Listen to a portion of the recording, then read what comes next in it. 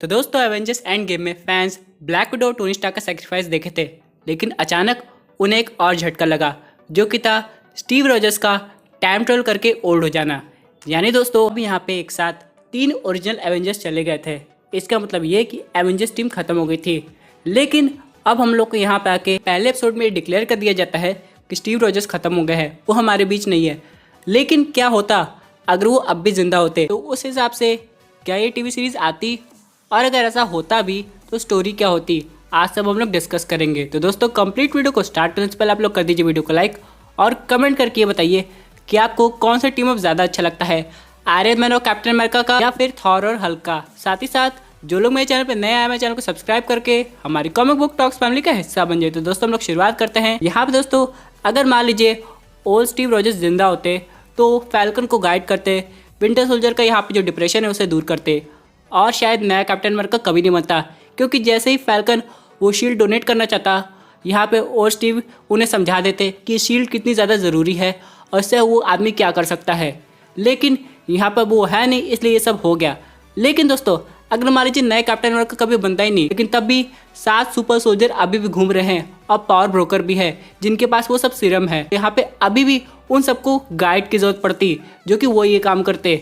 लेकिन शायद उस वक्त इस टीवी सीरीज में वो लोग को बैरन ज़ीबो ना दिखाई देता, लेकिन क्या पता ये सब काम वो लोग एक साथ मिलके मैड्रिपोर में करते, क्योंकि जितनी नॉलेज हाइड्रा की उसके पास है उतनी शायद या फिर उससे ज़्यादा स्टीव के पास भी है। और यहाँ पे जो हम लोग ने ब्लैक कैप्टन अमेरिका के बारे में सुना था, उसके बारे में स्टीव को पता चलता तो किसी तरह गवर्नमेंट से बात करके उसे जस्टिस दिलाने की कोशिश करते। लेकिन दोस्तों बहुत लोग का ये भी मानना है कि उनके रहने पर भी यहाँ पे जॉन वॉकर को नया कैप्टन अमेरिका बनाया जाता, क्योंकि वो तो ओल्ड हो चुके हैं। और मान लीजिए वो किसी तरह फैल्कन को कन्विंस भी कर लेते कि तुम्हें नया कैप्टन अमेरिका बनना चाहिए, लेकिन फैल्कन उनसे बोलता कि मुझे अभी टाइम चाहिए, और उनके पास ये नया मिशन आ जाता ये नए सुपर सोल्जर को रोकने का। दोस्तों बहुत लोग को लगेगा ये तो ओल्ड हो चुके हैं तो ये कैसे मिशन करेंगे, तो मैं आपको बताना चाहता हूँ, अगर आपने एपिसोड 2 देखा होगा तो एशिया भी काफ़ी ओल्ड था, लेकिन उसके पास अभी भी वैसी पावर थी। तो इस हिसाब से ओ स्टीव रॉजर्स के पास भी कुछ ऐसा ही होना चाहिए, यानी उनके अपीयरेंस पे आदमी को जज नहीं करना चाहिए, क्योंकि वो अभी भी काफ़ी ज़्यादा पावरफुल है। और वैसे भी दोस्तों ये तो रही सिनेमैटिक यूनिवर्स की बात। अगर आप लोग कॉमिक बुक पढ़ेंगे तो यहाँ पे जितना यंग स्टीव रॉजर्स का रोल है, उतना ही रोल स्टीव रॉजर्स का भी है, लेकिन बस उनकी एक अलग स्टोरी है। लेकिन यहाँ पे सिनेमैटिक यूनिवर्स में उनकी डेथ दिखा के ये स्टोरी को एंड कर दिया गया। लेकिन अगर वो जिंदा होते तो उनको 2 तरीके से यंग बना दी जाता।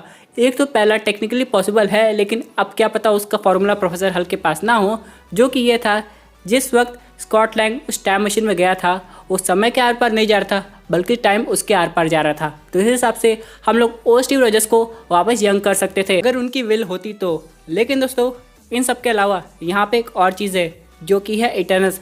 हाँ मैं मानता हूँ कि ये falcon and the winter soldier की टीवी सीरीज में पॉसिबल नहीं होता, लेकिन बाद में जब इटर्नल्स एवेंजर्स के पास आते तो उन्हें लगता अभी भी कुछ एवेंजर्स ऐसे हैं जिनका होना ज़रूरी है अर्थ की रक्षा करने के लिए। इसलिए उनमें से एक इटर्नल जिसका नाम सर्सी है, उसके पास एक पावर है, वो किसी भी ह्यूमन बींग को वापस से यंग कर सकती है, उसकी बॉडी का मॉलिक्यूलर स्ट्रक्चर चेंज करते हुए। तो ये काम वो ओ स्टीव रॉजर्स के साथ करती, और एक स्टोरी में ऐसा हुआ भी होगा, आप लोग ये फोटो देख सकते हैं।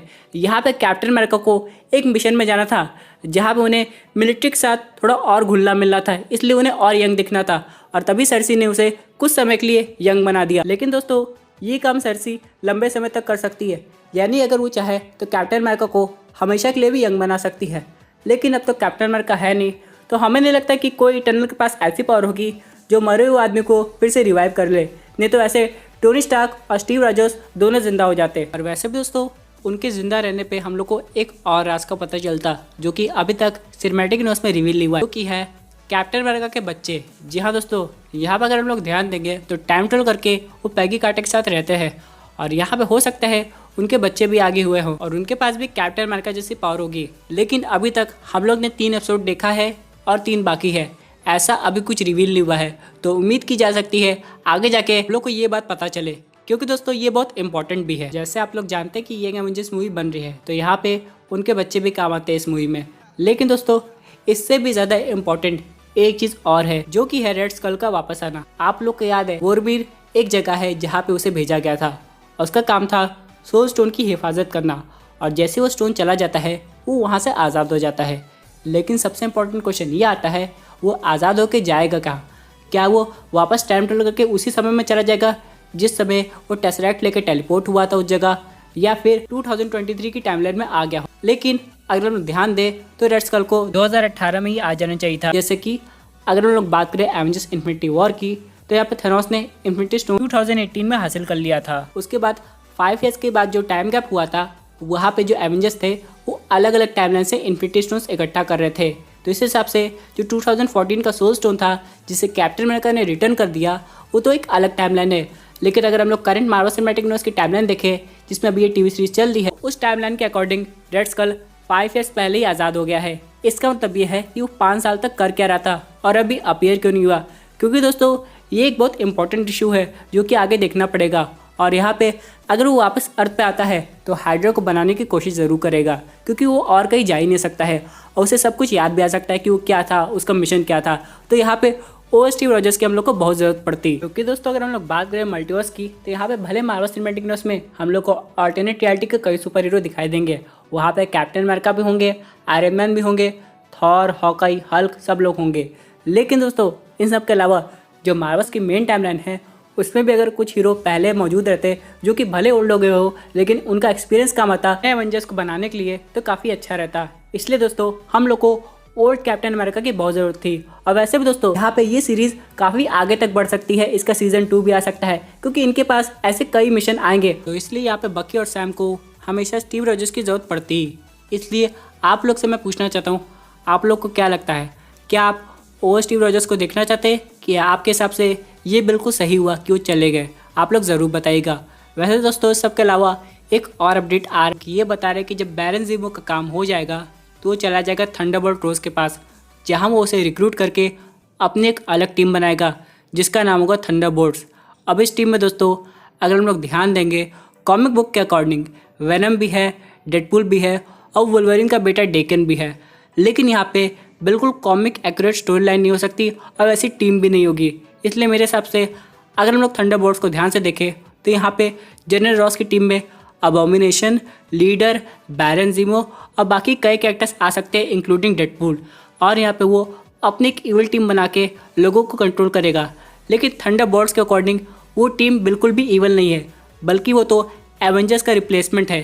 क्योंकि अब तक एवेंजर्स है नहीं तो दुनिया को बचाने के लिए कोई ना कोई टीम की ज़रूरत पड़ेगी ही, इसलिए वो ऐसा कर रहे हैं। और वो एक तरह से एवेंजर्स की जगह लेना चाहते हैं, लेकिन उन्हें नहीं पता कि नए एवेंजर्स बहुत जल्दी आएंगे। एक समय ऐसा आएगा जब यंग एवेंजर्स और थंडरबोल्ट्स टीम एक दूसरे के आमने सामने होंगे। तो दोस्तों ये थी एक अमेजिंग अपडेट जो कि रिलेटेड थी ओल्ड कैप्टन अमेरिका से। आई होप आपको ये वीडियो पसंद आई होगी। वैसे आपकी क्या व्यूज इस पर्टिकुलर टॉपिक पे, अपने व्यूज जरूर कमेंट कीजिए दोस्तों। अगर आप ऐसे सुपर हीरो कंटेंट एंजॉय करना चाहते हैं तो हमारे चैनल को सब्सक्राइब करके हमारे सुपर हीरो फैमिली का हिस्सा बन जाइएगा।